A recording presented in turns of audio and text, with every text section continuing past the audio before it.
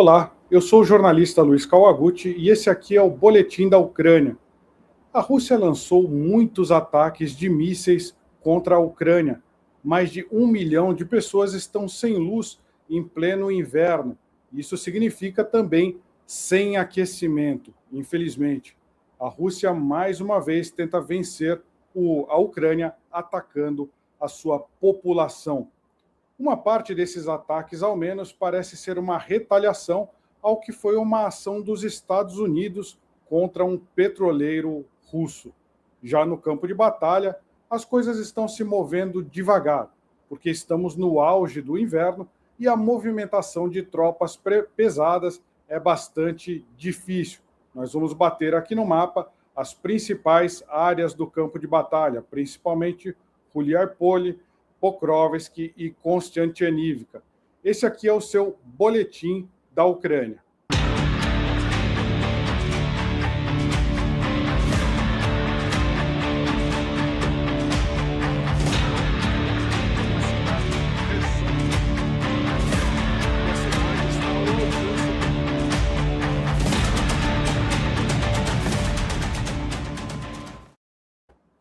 Queria agradecer aqui pela presença de todos. Infelizmente, estou gravando nesse dia 9 de janeiro e não transmitindo ao vivo. Sempre transmito por volta das 21 horas das sextas-feiras.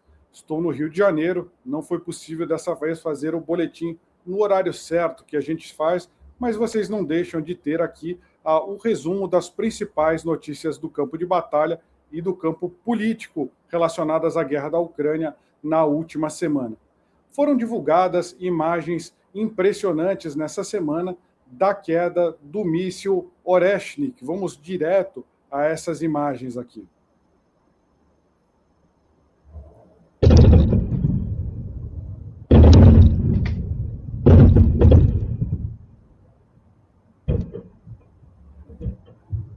Então, parece ser uma queda de um raio, né, pessoal? Vamos colocar aqui mais algumas vezes para vocês irem acompanhando essas...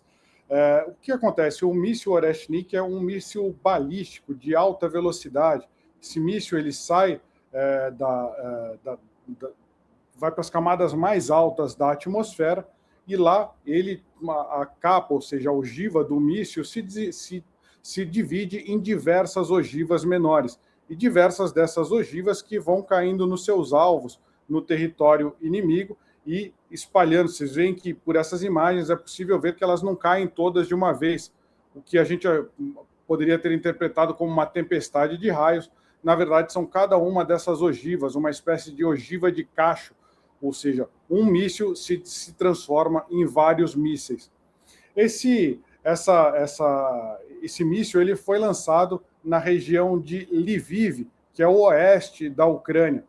Isso é onde fica principalmente a fronteira com a Polônia, cerca de 60 quilômetros da fronteira com a Polônia.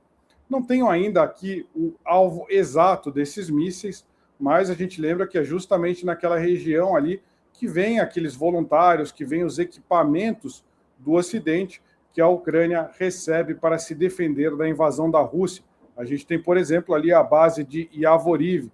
Os brasileiros se acostumaram a ver notícias de nacionais aqui, de brasileiros, que foram se voluntariar para lutar pela democracia lá na Ucrânia, e muitos deles vão justamente para essa região.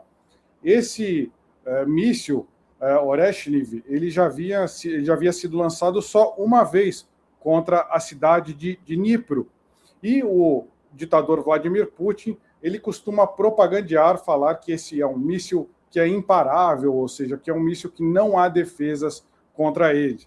A gente já tinha ouvido falar esse papo antes dos mísseis hipersônicos. Não estou fazendo pouco do míssil hipersônico, é uma grande arma, é um míssil que esse não vai lá para a estratosfera e depois reentra como se fosse um daqueles mísseis balísticos intercontinentais. Ele vai para a estratosfera, só que ele reentra numa altitude muito mais baixa e permite ele ser manobrado. Então, a Rússia falava que não tinha como destruir os mísseis hipersônicos. Os mísseis hipersônicos, alguns deles foram abatidos pelas defesas antiaéreas. A mesma coisa vem esse discurso do Oreshnik, a segunda vez que ele é lançado contra a Ucrânia. Ele tem capacidade de levar armas nucleares, mas não era o caso. Então, me parece que o objetivo dele não era aniquilar um alvo militar em específico, mas dar um recado para o Ocidente, porque a gente tem duas coisas acontecendo ao mesmo tempo no campo político. Uma delas, foi apreendido pelo menos um navio petroleiro da frota fantasma da Rússia que estava operando lá na Venezuela. Ele saiu da Venezuela no meio de dezembro, carregado com petróleo, e sob o nome de Bela 1. E começou, era um dos navios, a gente sabe que os Estados Unidos impôs sanções antes de capturar o Nicolás Maduro, eles colocaram sanções e fizeram praticamente um bloqueio naval contra os petroleiros que estavam lá na Venezuela. Depois que o Maduro foi capturado, muitos desses navios conseguiram sair sem ser abordados pelas forças americanas. Mas não foi isso que aconteceu com dois navios específicos. Um deles, navio Sofia, foi abordado lá no Mar do Caribe, mas o que mais chama a atenção para a gente é esse navio Bela 1, que ele saiu sem se identificar como uma bandeira russa, e depois que ele já estava em alto mar, ele trocou de bandeira e trocou de nome. Passou a se chamar navio Marineira e estava se deslocando possivelmente para portos aí da Rússia. A Guarda Costeira americana chegou aliás, não só chegou, mas acompanhou esse navio e foi seguindo ele até o Mar do Norte, cruzou o Atlântico inteiro praticamente. A Rússia anunciou que estava enviando navios de escolta, ou seja, navios militares, para proteger esse navio para voltar para um porto russo. Mas a Guarda Costeira americana conseguiu prender esse navio antes que isso acontecesse. Isso levantou uma série de questões. Uma delas, principalmente, qual seria o papel da Rússia na intervenção, na deposição do ditador Nicolás Maduro lá na Venezuela.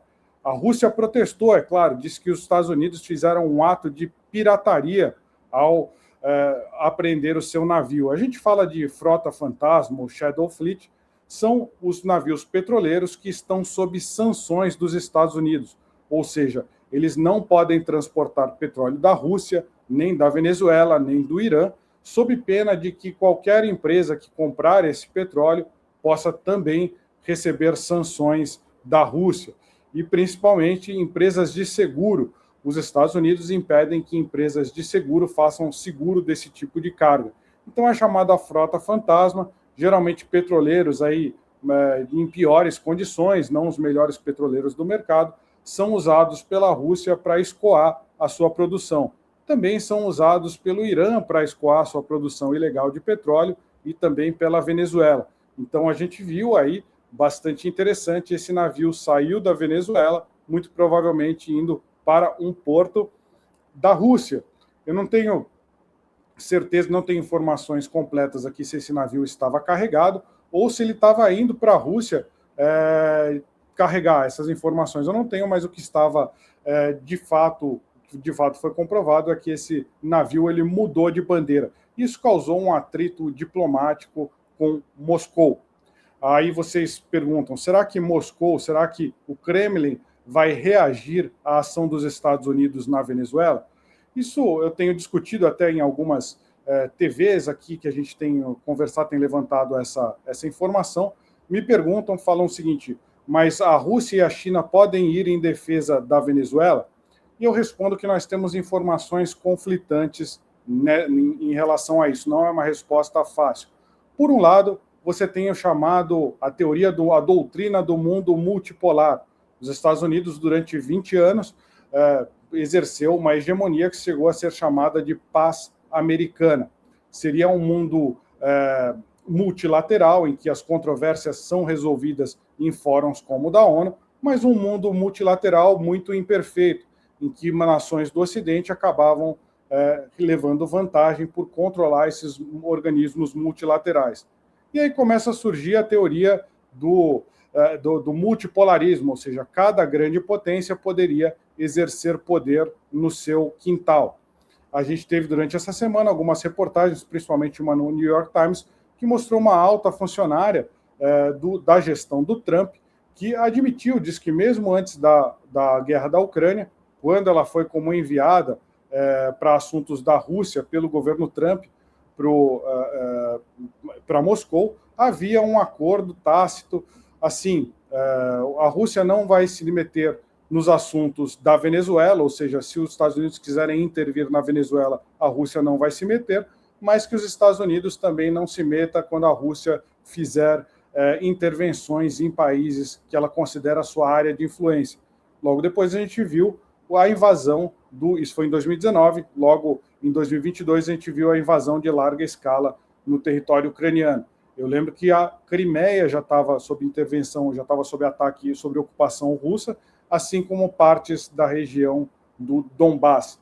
Então, qual que seria a mensagem de tudo isso? Donald Trump estaria enviando um recado para os russos, do tipo, eu vou controlar aqui o meu quintal, a minha esfera de influência, e, em contrapartida, não vou me interferir tanto aí no assunto de vocês com a Ucrânia. Muitos analistas interpretaram dessa maneira. Mas a gente não viu, apesar do Trump ter uma postura dúbia em relação à Ucrânia, a gente não viu uma retirada massiva da pressão dos Estados Unidos sobre a Rússia para o fim da guerra. Isso nos leva aí ao outro fator possivelmente conflitante. A Rússia e a China não teriam poder, não teriam condições de projetar poder na Venezuela. A Rússia não teria nenhuma condição de impedir os Estados Unidos de fazer uma operação como a de captura do Nicolás Maduro. Não teria meio suficiente para isso. Teria armas nucleares, mas usar as armas nucleares seria deflagrar uma guerra mundial. A gente já falou várias vezes disso daqui. Seria a chamada destruição mútua assegurada. Então, Rússia e China não teriam muito o que fazer contra os Estados Unidos em relação a essa pressão sobre a Venezuela.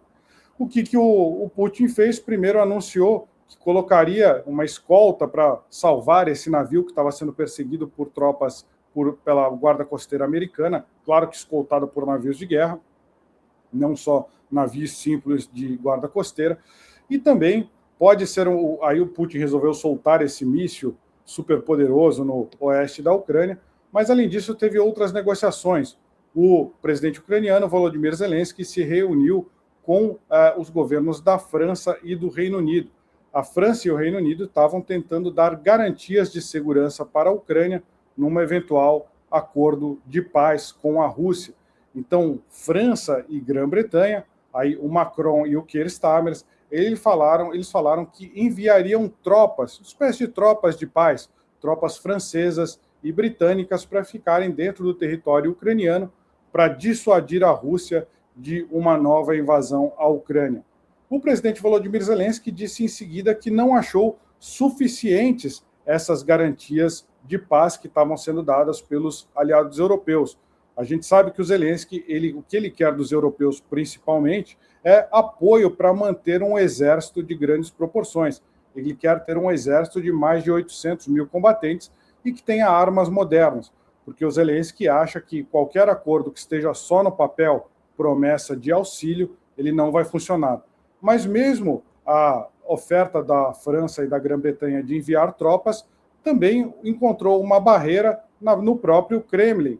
Os porta-vozes de Moscou afirmaram que jamais aceitariam a presença de tropas britânicas e tropas francesas no território ucraniano. Eles seriam considerados alvos legítimos e seriam atacados pelo exército russo.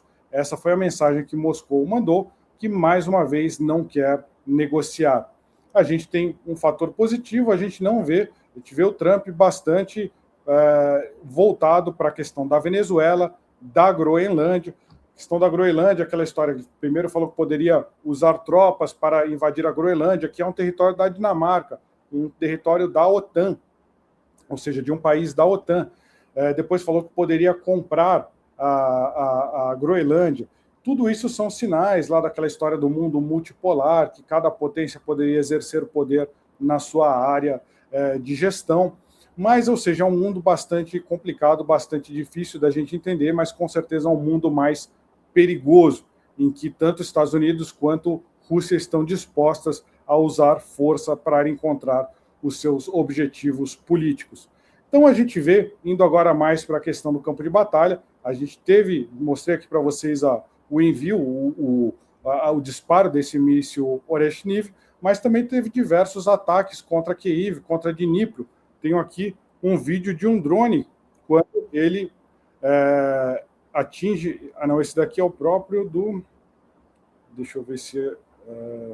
Não, esse daqui é o do Oreshniv. Deixa eu colocar o vídeo aqui do nosso drone, que atinge uma localidade, um prédio ucraniano, atinge em cheio.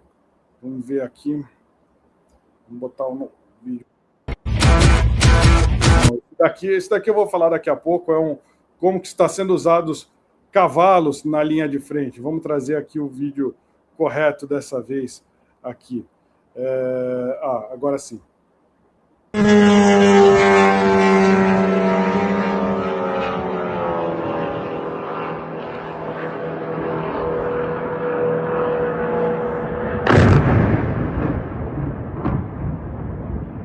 Então, pessoal, vocês veem, foram intensificados os bombardeios contra a Ucrânia. Mais de 1 milhão de pessoas ficaram sem luz, ou seja, a rede elétrica ucraniana ela vem sendo castigada aí por meses, por anos, na verdade.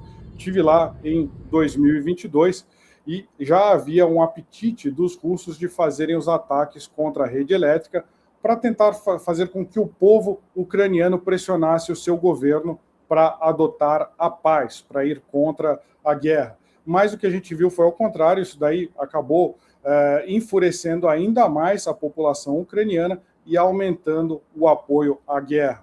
A gente teve o Vitaly Klitschko, o prefeito de Kyiv, ele disse que a situação está tão complicada nesta semana que ele aconselhou pessoas que consigam sair da capital ucraniana para chegar em outras regiões ucranianas que tenham luz, que tenham eletricidade e principalmente fonte de calor, que eles devem fazer isto nesse momento, porque não está garantido que haverá aquecimento e luz na capital ucraniana. Está havendo um bombardeio muito intenso de linhas de transmissão, de usinas de geração de energia e de toda a infraestrutura elétrica da Ucrânia. Esses bombardeios dessa semana, mais de 200 drones por noite, mais de dezenas de mísseis, é justamente isso, a gente está no auge do inverno, estão tentando fazer dobrar a população ucraniana e fazer a população tentar aceitar um acordo de paz em que eles percam território, um acordo de paz que seja favorável à Rússia. A gente vai aqui agora para os mapas do nosso campo de batalha. Deixa eu colocar aqui o mapa para vocês. A gente tem aqui, vamos falar primeiro da região de Konstantinivka. Essa daqui, a gente sempre traz as atualizações do mapa da última semana. Konstantinivka é uma área mais ao sul do chamado cinturão de defesa da Ucrânia. Então, os russos eles já estão há mais de um ano tentando avançar sobre essa cidade de Konstantinivka, não estão conseguindo, felizmente. A gente teve uma pequena movimentação de tropas essa semana. Essa daqui é da sexta-feira passada, esse daqui é o mapa de agora. Vocês veem que a diferença aqui de território é pequena, mas principalmente a gente vê os russos tentando entrar nessa parte sul da cidade de Konstantinivka. O que vocês veem em vermelho é a área já comprovadamente com tropas russas. O que está mais em branco, esse é um mapa do Deep State, um dos mapas mais populares aí da Ucrânia, feito por uma organização civil. Ele mostra informações, combina informações de satélite com informações que foram postadas em redes sociais de combatentes, ou pela Ucrânia e pela Rússia, e vai comparando, vai falando com fontes que estão no terreno para fazer um mapa o mais preciso possível do campo de batalha. A gente vê que já há uma área contestada no sul da cidade de Konstantinivka, que os russos tentam começar o ataque. O que os ucranianos têm dito é que o principal foco dos russos nesse momento tem sido atacar as linhas de suprimento de Konstantinivka, ou seja, eles estão usando drones para bombardear veículos que levam suprimentos para dentro da cidade. Eles querem isolar essa cidade, não necessariamente quando a gente vê um isolamento, um cerco de uma cidade, a gente vê as tropas se posicionando em volta da cidade para impedir que chegue reforço, que chegue comida, que chegue munição. Eles estão tentando fazer isso de uma forma remota. com drones de fibra ótica, aqueles drones que não podem ser neutralizados por ondas de rádio, pela chamada guerra eletrônica. Você solta uma frequência mais alta do que a frequência do rádio operador e aniquila o drone. Nesse caso, o que eles estão fazendo é usar os drones que ficam ligados por um pequeno fio com seu operador e conseguem atingir, em alguns casos, mais de 20 quilômetros. Então, a Rússia está usando massivamente esses drones para impedir que cheguem reforços. É muito difícil trazer reforço no inverno. As ruas ficam cheias de gelo, as rodovias, elas são as principais rotas de entrada da cidade. Além de estarem ameaçadas pelos drones, você tem a dificuldade de se dirigir no gelo, na neve. Um carro de passeio pode até passar de uma forma numa boa, mas se você passar com um caminhão, com um veículo mais pesado, é muito complicado você dirigir na neve. Eu tive lá nessa região, um pouco mais ao norte de Konstantinivka, em Kramatorsk, justamente quando estava começando o inverno pesado, e você vê dezenas de veículos ucranianos nos cantos das estradas, alguns inutilizados, outros capotados. Por quê? Porque eles perdem uma quantidade muito grande de veículos e eles perdem o controle por causa do gelo. Isso acaba já dificultando o suprimento normal, e aí imagina ainda com ataques de drones. Os ucranianos até fazem redes de proteção, colocam uma espécie de rede de pesca em volta da rodovia para tentar impedir que os drones cheguem e atinjam os veículos. Mas isso não tem sido suficiente. A maior preocupação nesse momento em relação à Konstantinivka é o isolamento das linhas de suprimento. A mesma coisa também está acontecendo na região de Pokrovsk, mas antes aqui, esse daqui é um mapa que está algumas semanas atrasados, mas a ideia geral é mais ou menos essa, que vocês estão vendo aqui pontilhado de preto, é a área do Donetsk, que os russos não conseguiram conquistar, depois tentaram usar a diplomacia, tentaram usar o Donald Trump para que as tropas ucranianas se retirassem dessa região pacificamente, ou seja, entregassem para os russos, e essa é a área mais defendida da Ucrânia e é um dos principais entraves para o acordo de paz. A Rússia quer ter de qualquer jeito essa área. A Ucrânia já falou, a gente até se retira, mas desde que os russos também se retirem numa área equivalente do lado deles. E aí os russos não aceitaram. Então a gente tem aqui a cidade de Liman, Sloviansk, Kramatorsk, Druzhivka e Konstantinivka, que é o que forma o chamado cinturão de defesa da Ucrânia. A gente vê aqui Konstantinivka, era a cidade que nós estávamos falando agora há pouco. Então eles querem fazer o ataque aqui pelo sul, em Konstantinivka, e preparam um ataque lá pelo norte, na cidade de Liman, mas nessa última semana não houve um movimento muito consistente ali naquela região de Liman. Eles forçaram o ataque mais aqui pelo sul.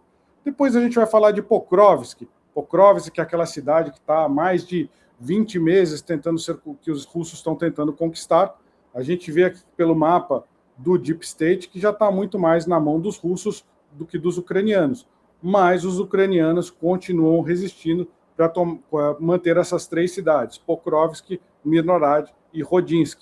Então, esse daqui era o mapa do dia 2. O mapa do dia 8 está dessa maneira, voltando aqui.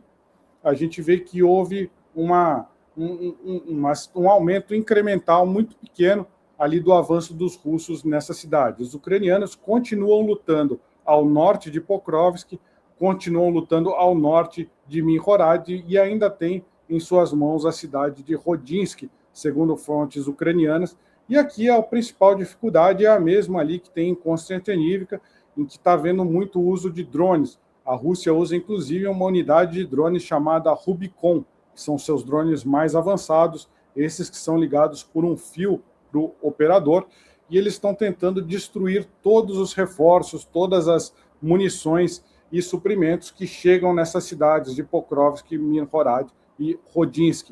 Essa está sendo a estratégia, principalmente durante o inverno. Durante o inverno tem uma vantagem para os ucranianos, que esse drone russo, que é usado com... A Rússia tem mais tecnologia que a Ucrânia nesses drones que são controlados por fios, por fibra ótica. Só que as nevascas que acontecem nessa região, elas conseguem derrubar mesmo esses drones de fibra ótica, porque na maior parte das vezes o gelo acaba cortando essa fibra ótica que liga o drone ao seu operador. Então a Rússia está forçando muito, usando muitos drones para fazer essa interdição das linhas de suprimento, sem ter que cercar necessariamente as cidades, mas, ou seja, uma interdição remota dessas cidades, mas também isso não está dando muito certo, porque o tempo, nesse caso, está ajudando os ucranianos, então mais difícil você avançar, mais difícil você mover suprimentos dos dois lados, a gente vê uma situação de menos manobra no campo de batalha. Infelizmente, em Ruliapole já não é muito assim, a gente está vendo uma manobra da Rússia. Esse daqui é o mapa do dia 2, atenção aqui para o rio Haichur, porque os russos eles estão tentando cruzar o rio ali ao norte. Eu coloquei mais ou menos aqui por onde passa no mapa, coloquei em azul mais ou menos qual que é o trajeto desse rio. Ruliapole é a cidade que está mais em vista dos russos no sul da Ucrânia nesse momento, ali na região de Zaporizhia. Se ela for conquistada, os russos podem talvez até tentar marchar para mais perto da capital de província, que chama Zaporizhia. Então, Ruliapole estava assim na semana passada, no dia 2, a gente vê agora que os russos eles conseguiram fazer o cruzamento aqui sobre o rio Haichur. Eles já haviam cruzado na parte sul da cidade e agora conseguiram cruzar na parte norte. Isso é muito ruim, principalmente para as tropas que estão a leste do rio Haichur. A gente vê que ainda tem operação ucraniana ali, então essas tropas, muito provavelmente, elas vão ter que se retirar mais para a região central da cidade, para não ficarem isoladas do lado direito do rio. Para os russos, eles acabam fechando uma pinça não em volta da cidade, mas já dentro da cidade, o que é uma situação bastante preocupante para os ucranianos. É uma manobra, a gente pode considerar, sim, que houve um avanço tático que foi explorado e ele pode mudar aí do ponto de vista operacional, ou seja, ele pode gerar uma mudança do cenário geral do campo de batalha na frente sul da guerra da Ucrânia. Então a gente tem que ficar principalmente de olho aqui nessa região de Ruliapole, se os russos, mesmo no inverno, continuam a campanha para tomar essa cidade. Eu lembro que eles também tinham uma campanha bastante, em diversas ocasiões, eles chegaram a ameaçar cidades, chegaram a mandar suas tropas para o centro da cidade, como, por exemplo, na cidade de Kupiansk, lá ao norte, hoje eu não trouxe aqui no mapa Kupiansk, e depois os ucranianos fizeram um contra-ataque e libertaram essa cidade. Então, muito provavelmente, eu acho que vai haver um esforço ucraniano para impedir que Ruliapole caia na mão dos russos, ou pelo menos defender ela ao lado oeste do rio Haichur. E é isso que os ucranianos devem tentar fazer, eles devem tentar cortar essa cabeça de ponte que foi lançada, essa pinça, a parte norte da pinça, que foi lançada pelos russos nessa última semana. Bom, pessoal, em geral, essa aqui é a situação no campo de batalha na última semana de sexta-feira passada até agora. A gente tem que ficar de olho, muito do noticiário, muito das atenções políticas internacionais ficaram voltadas aí para a questão da Venezuela. Isso quer dizer que Donald Trump também ficou muito voltado para a questão da Venezuela, agora está lá falando de Groenlândia, a gente não tem novidades em relação à Ucrânia. Não ter novidades do Trump em relação à Ucrânia costuma ser notícia boa, porque geralmente a gente vê que o Trump ele tende a se alinhar ao ditador Vladimir Putin, ou tende a fazer concessões para o ditador Vladimir Putin que ele não faria para outros países. Então, o fato de não haver um alinhamento automático nessa situação toda com a Rússia, a gente já pode considerar, felizmente ou infelizmente, já uma notícia positiva. Queria agradecer a presença de todos que estiveram aqui. Estou encerrando esse vídeo aqui na tarde do dia 9 de sexta-feira. Se houver novas informações sobre a Ucrânia, a gente volta a publicar vídeo aqui assim que possível. Se não, nos acompanhe sempre, na maior parte das vezes, ao vivo, nas sextas-feiras, por volta das 21 horas, aqui no canal @CauaRepórter e também no X. Agradeço a presença de todos e nós nos encontramos na semana que vem.